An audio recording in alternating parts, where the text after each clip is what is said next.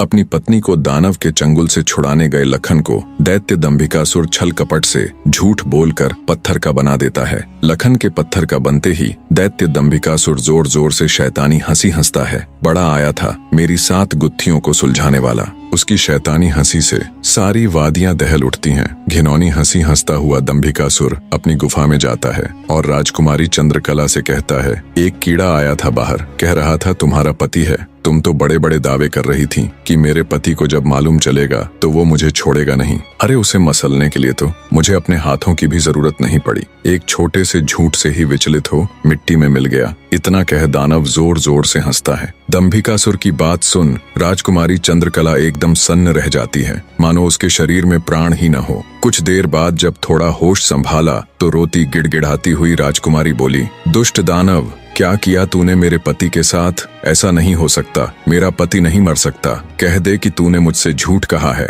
राजकुमारी चंद्रकला की बात सुन दंभिकासुर बोला, मूर्ख स्त्री, तूने मुझे समझ क्या रखा है कि तेरा वो कीड़ा पति मुझे मारेगा? अरे पागल औरत, मैं अमर हूँ, मेरा कोई कुछ नहीं बिगाड़ सकता। मुझे देवताओं से वरदान मिला है। इतना कह दंभिकासुर राजकुमारी के बिल्कुल पास जाकर बोला, अब तो तेरा पति भी नहीं रहा, अब तो मेरी बात मान ले। दानव की बात का कोई प्रतिवचन दिए बिना बेचारी राजकुमारी बेजान सी धरती पर गिर पड़ती है। उसकी आंखों से लगातार अश्रु बह रहे थे। उधर जब अपनी पत्नी को खोजने गया लखन कई दिनों तक घर नहीं लौटा तो उसके परिवार वाले अत्यंत चिंतित थे। लखन की माँ और उसकी भाभी का तो रो रो कर बुरा हाल था। लखन का बड़ा भाई महेंद्र भी गहरी चिंता में था। अंततः कुछ भी न सूझने पर महेंद्र अपने अनुज भाई लखन को खुद ढूंढने का निश्चय कर अपनी माता व पत्नी से आज्ञा ले घर से चल पड़ता है। बड़ा भाई महेंद्र लखन की खोज में जंगल में भटकते हुए उसी साधु की कुटिया पर जा पहुंचा। उसने महात्मा जी को प्रणाम किया और थोड़ी देर सुस्ताने के लिए वहीं साधु की कुटिया के बाहर बैठ गया।